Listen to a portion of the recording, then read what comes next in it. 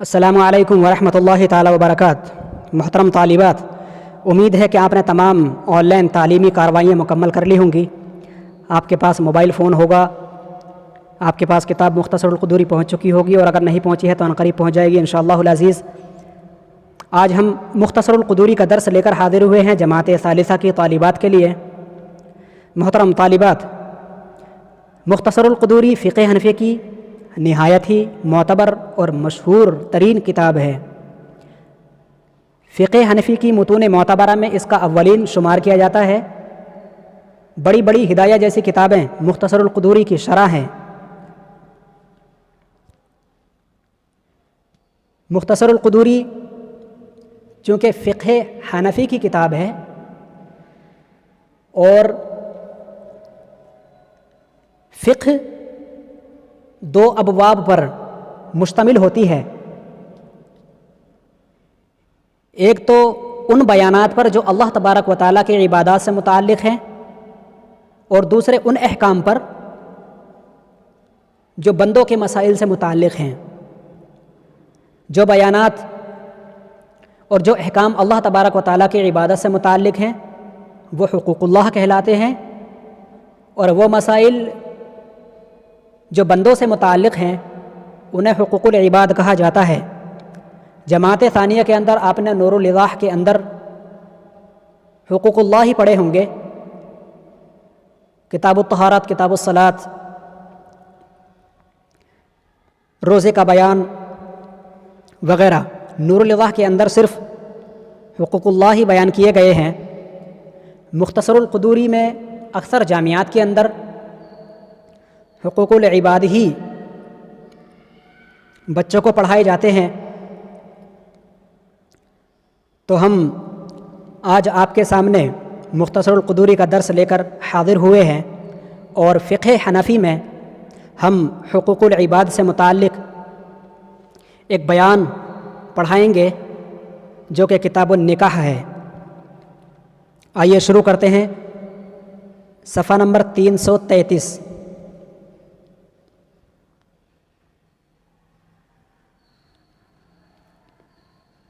صفحہ نمبر 333، کتاب النکاح۔ نکاح کی نسل انسانی کے لیے بہت ہی اہمیت ہے۔ دراصل نکاح ارتقاء نسل انسانی کے لیے ایک وسیلہ ہے۔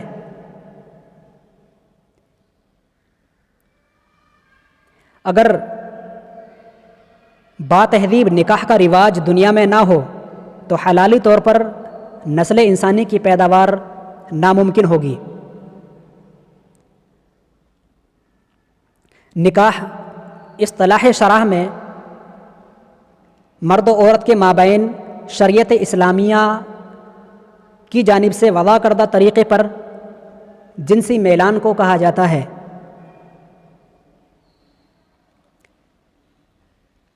یاد رہے طالبات کہ کتاب النکاح کی فقہ اسلامی میں بڑی اہمیت ہے،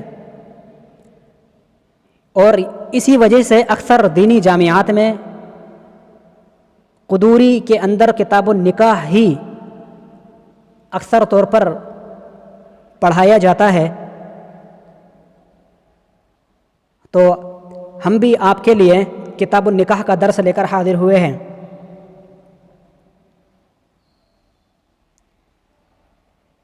نکاح اللہ تبارک و تعالیٰ کی جانب سے ایک مباح امر ہے، جس کا اذن عام اللہ تبارک و تعالیٰ نے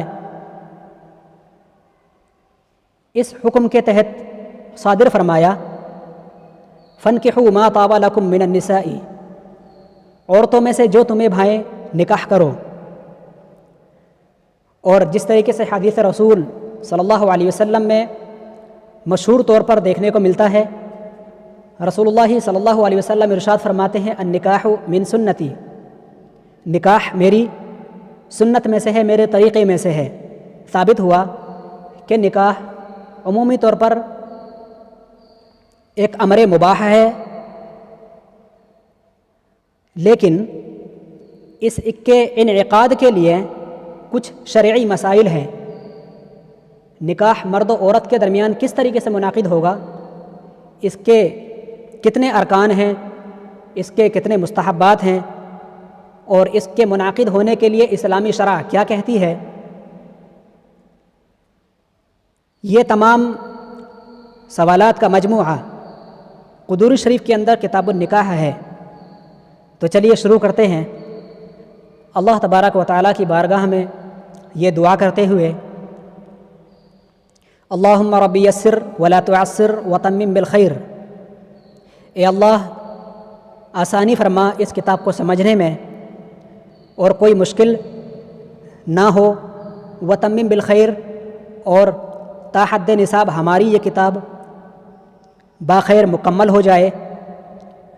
اور اللہ کی بارگاہ میں ہم یہ دعا کرتے ہیں، اللہم رب زدنی علما نافعا وعملا متقبلا، اے اللہ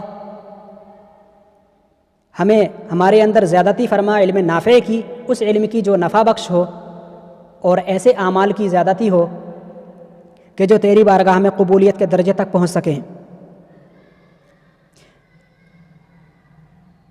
الحمدللہ رب العالمین، والصلاة والسلام علی رسولہ النبی الکریم، صلو علی الحبیب صلی اللہ علیہ وسلم، اللہم صلی علی محمد یا رب صلی علیہ وسلم۔ مصنف علیہ رحمہ فرماتے ہیں کتاب النکاحی، یہ بیان ہے نکاح کا۔ النکاح ینعقد بالایجاب والقبول، نکاح منعقد کیا جاتا ہے بالایجاب والقبول، ایجاب اور قبول کے ذریعے۔ اس کی تشریح ہم کریں گے، آپ لفظی ترجمے پر ابھی دھیان دیں۔ النکاح ینعقد بالایجاب والقبول، نکاح منعقد کیا جاتا ہے ایجاب اور قبول سے، بلفظین، دو لفظوں کے سہارے سے، یعبر بہما عن الماضی، جن دونوں لفظوں کو ماضی سے تعبیر کیا گیا ہو، او یا تو یعبر باحدہما عن الماضی وبالآخر عن المستقبلی، یا تو دونوں کو ماضی سے تعبیر نہ کیا گیا ہو بلکہ او یعبر باحدہما، ان دونوں میں سے کسی ایک کو ماضی سے، وبالآخر عن المستقبلی، اور دوسرے کو مستقبل سے تعبیر کیا گیا ہو۔ مثل ان یقول، مثال کے طور پر جیسے کہ کوئی شخص کہے زوجنی، مجھ سے شادی کرو، فیقول، تو اس کے جواب میں جو دوسرا شخص کہے زوجتک، کہ ہاں میں نے تجھ سے شادی کی یا نکاح کیا، تو آپ یہاں پر دیکھیں گے زوجتک ماضی سے ماضی کا تبادلہ ہوا، حالانکہ زوجنی کے جواب میں ماضی سے ماضی کے علاوہ اگر مستقبل سے تبادلہ کیا جاتا، مستقبل کلمہ کے ذریعے، مستقبل فعل کے ذریعے، تو بھی کوئی حرج نہیں۔ یہ بتانا چاہتے ہیں مصنف۔ اس پیراگراف کی تشریح یہ ہے کہ النکاح ینعقد، نکاح منعقد ہوتا ہے۔ جس طریقے سے عبادتیں ہیں، جیسے نماز منعقد ہونے کے لیے کچھ شرطیں ہیں اس کی، اگر وہ شرطیں، وہ ارکان موجود نہ ہوں تو اس کا قیام، اس کا انعقاد نہیں ہو سکے گا۔ ایسے ہی نکاح منعقد ہونے کے لیے نکاح کے دو رکن ہیں، جب تک یہ دو رکن موجود نہیں ہوں گے نکاح کی کارروائی آگے بڑھ ہی نہیں سکتی۔ تو نکاح کے جو دو ارکان ہیں وہ ایجاب اور قبول ہیں۔ اچھا، یہ ایجاب اور قبول کیا چیز ہے؟ ایجاب کہتے ہیں معاملات کرتے وقت، لین دین کرتے وقت، عہد و پیمان کرتے وقت، عقد کرتے وقت، دو شخصوں میں سے، دو افراد میں سے ایک فرد جو بات اپنی پہلے کہے گا اس کو ایجاب کہا جائے گا، اور قبول کے طور پر، ایکسیپٹ کے طور پر، منظوری کے طور پر جو دوسرا شخص اس کے جواب میں کہے گا وہ قبول کو کہلائے گا۔ مثال کے طور پر ہندا اور زید دونوں آپس میں بات کر رہے ہیں۔ ہندا کہتی ہے زوجنی، زید مجھ سے شادی کرو۔ زید کہتا ہے زوجتک، میں نے تم سے شادی کی، تو ہندا نے جو لفظ پہلا کہا تھا زوجنی، یہ ایجاب تھا، اور منظوری کے طور پر جو زید نے کہا زوجتک، میں نے تجھ سے شادی کی، یہ قبول تھا۔ تو جب تک ایجاب اور قبول نہیں پائے جائیں گے عاقدین کے درمیان، تب تک نکاح منعقد نہیں ہوگا۔ ٹھیک ہے، بلفظین بتا رہے ہیں کہ ایجاب اور قبول کرنے کے لیے چونکہ لفظ کی ضرورت پڑتی ہے، الفاظ کی ضرورت پڑتی ہے، کچھ ورڈز چاہیے ہوتے ہیں، تو اگر وہ لفظ نہیں ہوں گے تو انعقاد نہیں ہوگا۔ تو بلفظین جو ایجاب و قبول کیا گیا ہو وہ دو لفظوں کے ذریعے کیا گیا ہو، اور دو لفظ چاہیں یعبر بہما عن الماضی، چاہیں ان دونوں لفظوں کو ماضی سے تعبیر کیا گیا ہو،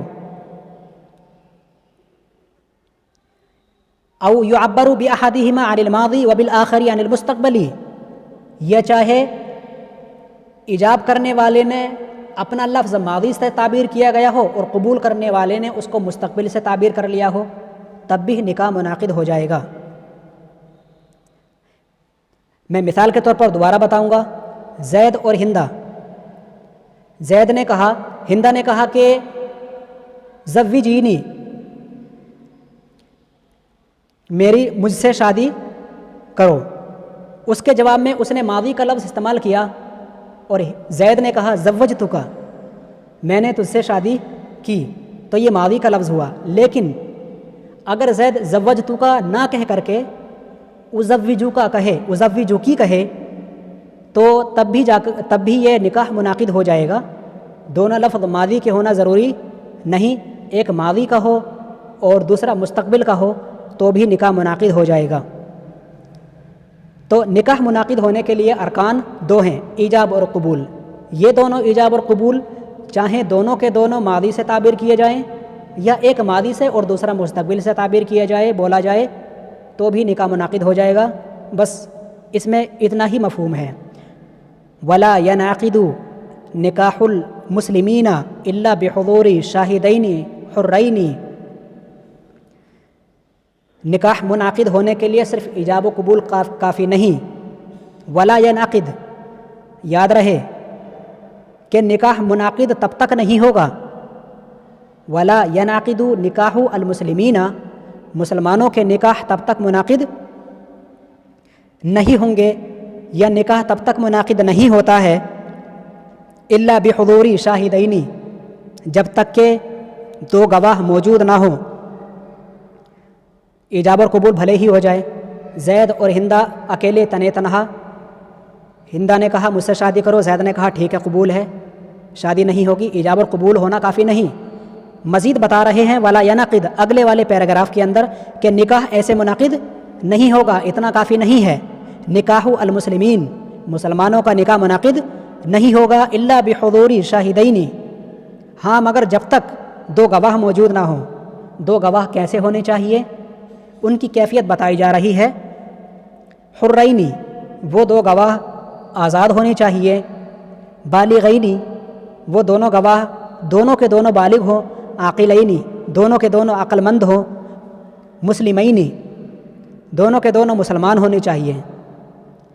یا اگر دونوں مرد نہ ہو سکے، او رجل او امراتینی، ایک مرد یا دو عورتیں ہوں ایک مرد کے مقابلے میں، تو بھی گواہی کے طور پر ان تینوں کی حاضری مقبول ہوگی، چاہے دونوں گواہ عدولاً کانوا او غیر عدول، چاہے دونوں عادل ہوں یا غیر عادل، او محدودین فی قذف، یا چاہے ان دونوں میں سے کسی ایک کو یا دونوں کو ہی تہمت کے الزام میں سزا دی جا چکی ہو، یعنی کہ